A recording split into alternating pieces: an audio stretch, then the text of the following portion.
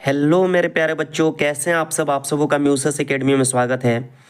आज मैं पुनः गणित के एक नए टॉपिक के साथ आप सबों के समक्ष उपस्थित हुआ हूं।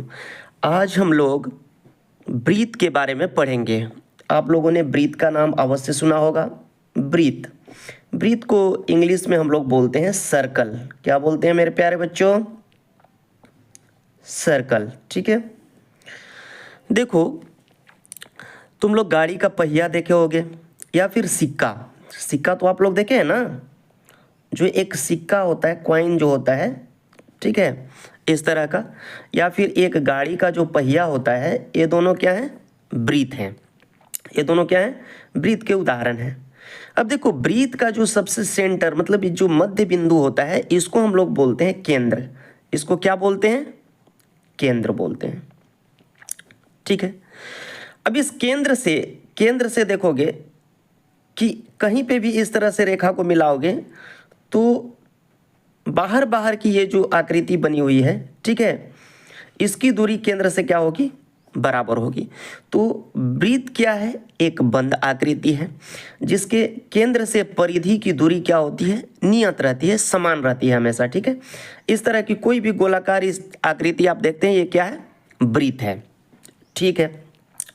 अब देखो, इसके केंद्र को परिधि से मिलाने वाली, जैसे एक फिर से ड्रॉ कर लेते हैं ताकि आप लोगों को स्पष्ट रूप से समझ में आए। इसके केंद्र को परिधि से मिलाने वाली जो रेखाखंड है, इसको हम लोग क्या बोलते हैं? इसको बोलते हैं त्रिज्या। इसको क्या बोलते हैं मेरे प्यारे बच्चों? इसको बोलते हैं त्रिज्या।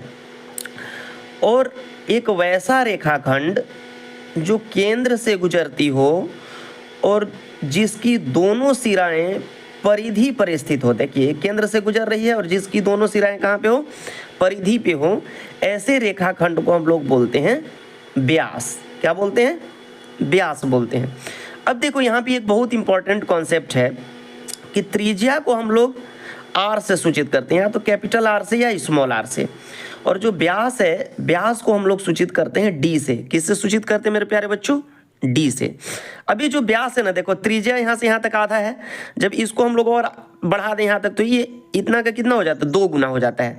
मतलब एक आर यहाँ, एक आर यहाँ, या फिर ऐसे कहे एक आर यहाँ, एक आर यहाँ, 2 आर मिलकर के एक व्यास का निर्माण करते हैं। इसीलिए व्यास डी इज इक्वल टू क्या है? एक व्यास जो होता है वो 2 त्रिज्या के बराबर होता है। वो कितना होता है? 2 त्रिज्या के बराबर होता है, यानी 2r के बराबर होता है। क्लियर है मेरे प्यारे बच्चों? किसी को कोई दिक्कत नहीं होगा। दिक्कत, चलिए अब समझते हैं कि ये जो वृत्त है, वृत्त का क्षेत्रफल कितना होता है। जैसे एक सिक्के को आप रख दिए जमीन पर और कोई पूछे कि कितना जगह घेर रहा है, तो जितना जगह कोई वृत्त घेरता है उसका हम लोग क्या कहते हैं? उसका हम लोग बोलते हैं क्षेत्रफल। उसका क्या बोलते हैं? क्षेत्रफल। तो जो वृत्त का क्षेत्रफल है, किसका?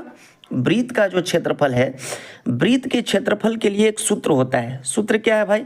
सूत्र होता है पाई आर स्क्वायर। क्या होता है? पाई आर स्क्वायर। अब आप पूछेंगे कि सर ये पाई क्या है, ये पाई क्या है? ठीक है। तो देखो, जो ये वृत्त है ना, तो वृत्त पे मान लो यहाँ से कोई चलना शुरू किया, ऐसे ऐसे चलते चलते यहाँ तक पहुंचा, तो इसके बाहर बाहर का जो किनारा है, इसकी जितनी लंबाई होती है, उसको इसका बोला जाता है व्यास। क्या बोलते हैं? व्यास। तो जो इसको हम लोग क्या बोलते हैं? इसको बोलते हैं परिधि। जो ये है क्या है? इसको बोलते हैं परिधि बोलते हैं मेरे प्यारे बच्चों ना। जो वृत्त के किनारे किनारे किनारे किनारे जब चलते आते हैं, तो इसको हम लोग क्या बोलते हैं? परिधि। परिधि में जब इसके व्यास से भाग दे देते हैं तो किसका मान निकलता है? पाई का मान निकलता है। ठीक है। तो पाई बराबर क्या हो जाएगा? पाई बराबर होता है परिधि बटे व्यास।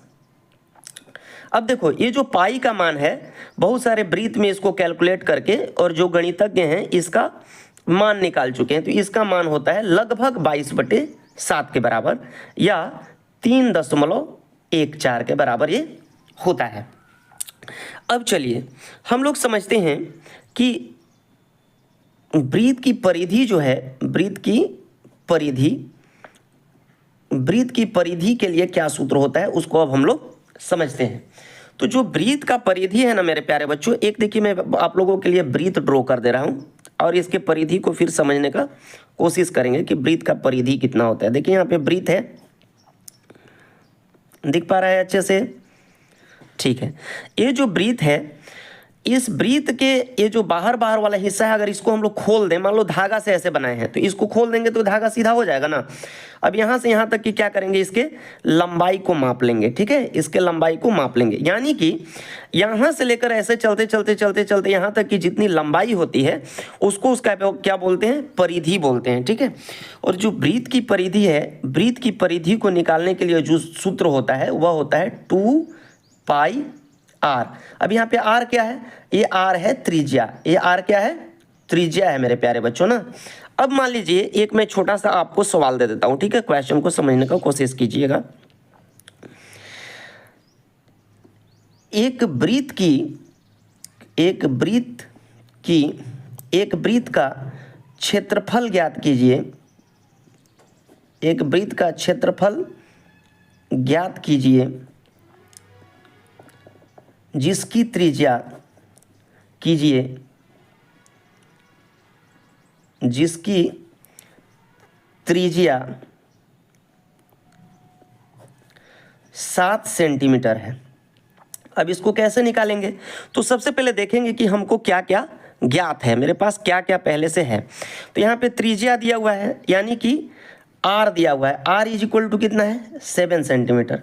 पाई का वैल्यू हम लोग जानते हैं, पाई बराबर कितना होता है, 22/7 होता है। अब देखिए आप लोगों को पहले ही हम फॉर्मूला बताए थे कि वृत्त का जो क्षेत्रफल है, वृत्त का क्षेत्रफल बराबर क्या होता है, फॉर्मूला क्या होता है, वृत्त का क्षेत्रफल बराबर फॉर्मूला होता है पाई r स्क्वायर। अब देखो पाई का मान हम लोग अभी देखें यहाँ पे कितना है, 22/7 है, तो 22/7 रख देंगे और यहाँ पे कुछ नहीं है, गुना का चिन्ह है। उसके बाद r कितना है, 7 सेंटीमीटर, यानी 7 का होल स्क्वायर कर देंगे। अब देखो होल स्क्वायर का अर्थ क्या होता है, 2 बार गुना करना है, कितने बार, 2 बार, तो यानी 22/7 गुने 7 गुने 7, ये 2 ऊपर में पावर लगा रहे हैं, यानी कि 2 बार इसको क्या करना है, हमको गुना करना है, 22/7 गुने 7 गुने 7। अब इस 7 से इस 7 को काट देंगे। अब हम लोग 22 से 7 में गुना करेंगे तो कितना आ जाएगा, 7 दूनी 14 का 4 हासिल ले लिए 1, 7 दूनी 14 और 1 15, यानी 154 आ जाएगा।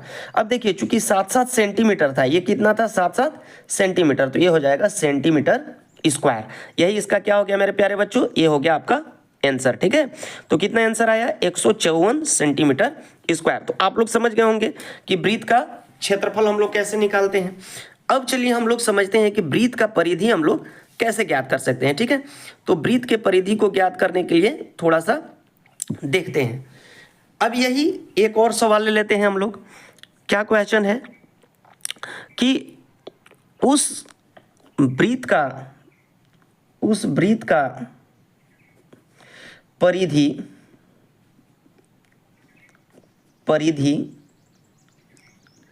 ज्ञात कीजिए जिसकी त्रिज्या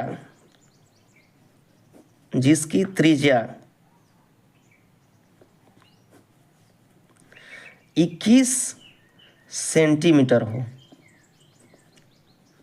ठीक है, अब कैसे इसको ज्ञात करेंगे, तो इसको हमको हल करना है। तो सबसे पहले देखेंगे क्या क्या दिया गया है।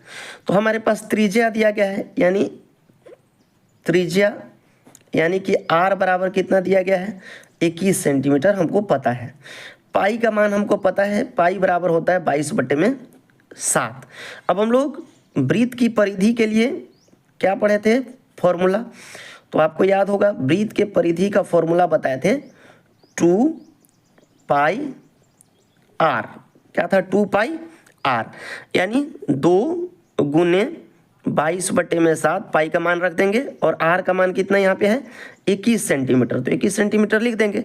अब 7 से इसको काटेंगे, 7 3 जा 21। अब इसको गुना करेंगे तो कितना आ जाएगा, 3 2 जा 6, मतलब 3 दूनी के 6, यानी 22 गुने 6 कर देंगे तो ये कितना आ जाएगा, 132